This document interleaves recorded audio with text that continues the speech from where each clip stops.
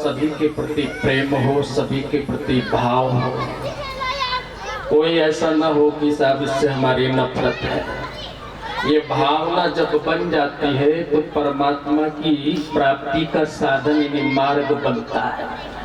अगर हम नफरत और जाके तमाम प्रकार की ईर्ष्या लेकर के बैठे रहे तो परमात्मा की तरफ हम कितनी भी कोशिश करें वहां पहुंच नहीं पाते। इसके बाद में यहाँ पर गुरु वंदना के बाद में संतों की वंदना, ब्राह्मणों की वंदना करने के बाद में यहाँ तुलसीदास जी महाराज अपनी दीनता को सामने प्रकट करते हैं। दीनता का मतलब ये है कि हम अपनी गलतियों को देखने की क्षमता जुटाएं। जयराम जी की जोर से बोलो ना। दीनता का मतलब ये होता है कि हम अपनी गलती देखने की हिम्मत जुटा सके, गलतियों को देखने का साहस कर सके। आदमी पुण्य सब देखते हैं लेकिन अपनी गलती को शायद कोई बिरला देखता है साहब। और मैं निवेदन करूंगा कि पूजा में बैठो तो उसके पहले आप अपनी गलतियों को देखो कि यार मैंने कितने गलती की, कितनी भूल की, कितने अपराध किए। अगर ये आप थोड़ा सा समझ जाएं, ये थोड़ा सा जान जाएं। हम कीर्तन तो खूब करते हैं, हम भजन तो खूब करते हैं, लेकिन जो हम दिन भर करते हैं उसको हम देखते नहीं कि मैंने क्या भूल की, मैंने क्या अपराध किया। अगर ये हम देखने लगे, जिस दिन ये हम देखने लगेंगे उस दिन जीवन की सच्ची शुरुआत होगी साहब। हमारी सबसे बड़ी विडंबना है कि हम अपनी कभी भूल को देखते हैं। जिस दिन भूल देखने लगे उस दिन समझ लेना कि हमारे नए जीवन की शुरुआत है। आप चाहे देखे नारद हो, चाहे वाल्मीकि हो, चाहे अजामिल हो, चाहे गजेंद्र और चाहे गणिका और चाहे सदन कसाई है, आप इन लोगों की कथाएं सुनी भी होगी आपने।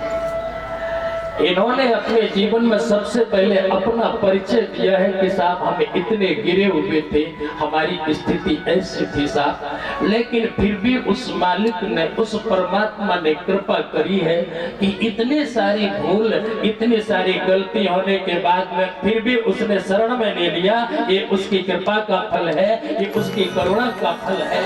उसने मुझे हम जैसे को भी स्वीकार कर लिया। अगर आप जिस दिन देखेंगे, आप इनकी कथाओं को अगर आप देखें तो उनमें सब एक ही बात है कि इन्होंने सबने अपनी अपनी घटना को जाके कहा कि हम इतने खराब थे लेकिन फिर भी गुरु कृपा हो गई, फिर भी हरि कृपा हो गई कि इन्होंने मुझे अपनी शरण में ले लिया। ये उनकी कृपा का फल है, उनकी दया का फल है। ऐसा जिस दिन तुम्हारे मन में भाव जग जाएगा तो उससे आपको बड़ा लाभ मिलेगा, बहुत फल मिलेगा। हम भी अगर थोड़ा बहुत शाम सुबह बैठ करके, मैं तो कह रहा हूं कि बैठ करके थोड़ा सा जो तुमने किया है उसको तुम देखने की हिम्मत जुटा कि हमने दिन भर में कौन सा अच्छा कर्म किया है और कौन सा बुरा कर्म किया है, किसके साथ में छल किया, किसके साथ में कपट किया, किसके साथ में धोखा किया। ये अगर हम देखने लगे ना उसी दिन जीवन की पल की शुरुआत हो जाएगी। अगर हम ये नहीं देख पाते, एक घटना तैत्तिरीय उपनिषद में आती है। उद्दालक नाम का एक 16-17 साल का राजकुमार, आप लोगों की, हम लोगों की उम्र तो बहुत बड़ी है उस बालक से। 16-17 साल का एक बालक अकेला नहीं था, राजकुमार था। उस राजकुमार की घटना ये कहती है कि रोज एकांत में अकेला बैठ जाए और बैठ करके वो भगवान से प्रार्थना करता है कि ए मेरे मालिक, तूने मेरे ऊपर खूब कृपा करी, खूब दया करी, तूने इतनी बड़ी कृपा करी कि मनुष्य का जीवन दे दिया, और इसके बाद में तुमने मेरे ऊपर कृपा करी कि मेरी आंखें, मेरे पांव, मेरे कान, मेरे मुख को तुमने सुंदर बनाया। इतनी कृपा तेरी अनवरत मेरे ऊपर बरस रही है, लेकिन इसके बाद में भी हम जैसा गंवार, हम जैसा अधम आपकी कृपा का पूर्ण लाभ नहीं ले पाया। आंखें तुमने मुझे दी थी कि मैं तेरा दर्शन करूं, लेकिन मैं इस संसार के बाजार का दर्शन कर करके मैं अपना जीवन नष्ट कर रहा हूं। क्या सुंदर विचार उस बालक के आए। मेरे मालिक, तूने मुझे आंखें दी थी कि मैं तेरा दीदार करूं, मैं तेरा दर्शन करूं,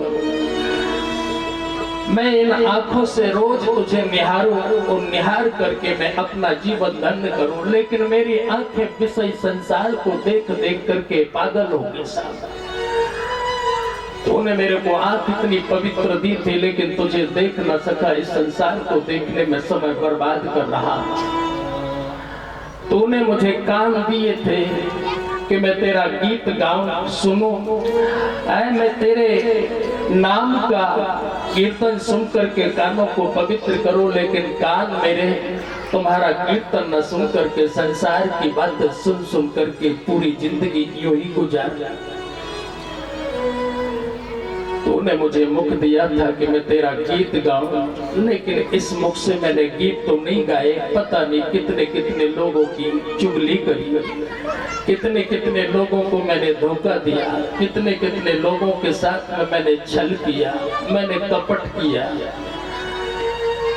मैंने तेरा गीत तो नहीं गाया, लेकिन इस मुख से मैंने बहुत पाप करे मेरे मालिक। मैंने तेरी कृपा का दुरुपयोग किया। ए मेरे मालिक, ए मेरे परमात्मा, मेरे ऊपर कृपा कर दे। जैसा भी हूं मैं आपका हूं, ऐसे उस बालक के भाव परमात्मा के प्रति बने। कथा कहती है कि उस बालक ने रोज एक केवल प्रार्थना करे कि मेरे भगवान, मुझे अभी संसार से बाहर निकलने का साहस देते, मुझे परमात्मा तेरे चरणों में बुला ले।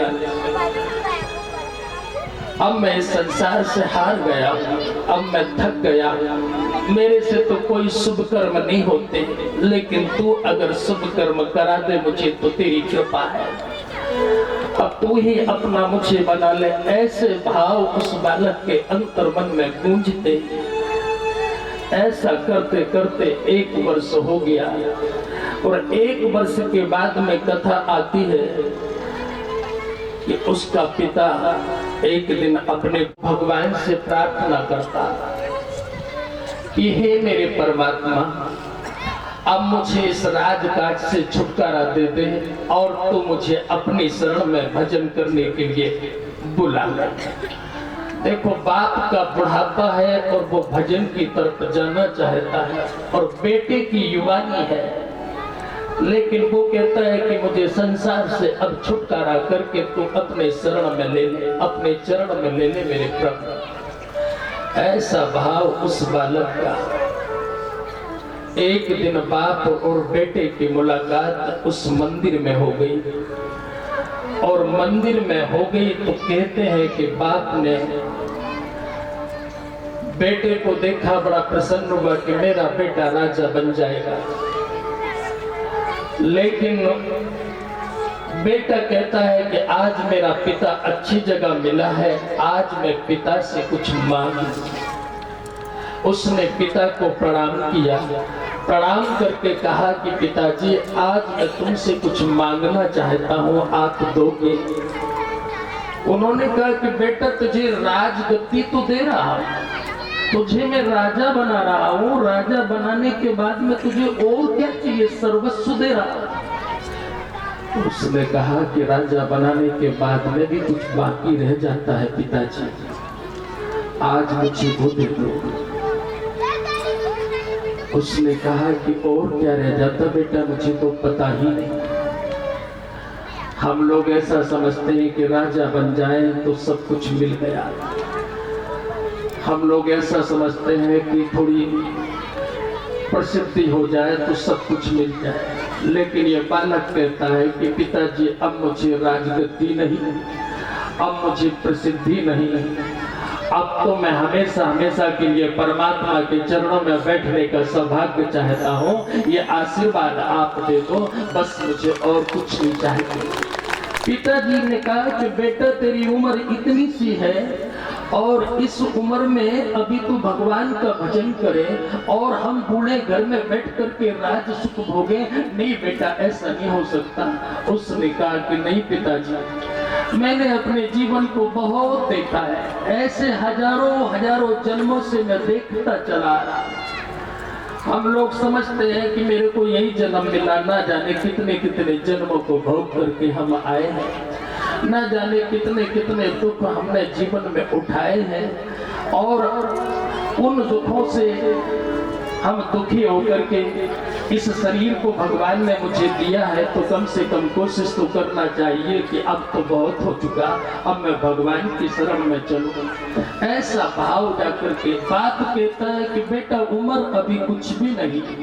लेकिन बेटे ने कहा कि पिताजी तुमको तो ऐसा लगता उम्र नहीं, शरीर की उम्र भले ही 16-17 साल हो, लेकिन आत्मा की उम्र तो अनंत अनंत काल की है और वो जाने कितने कितने दुख उठा रहे।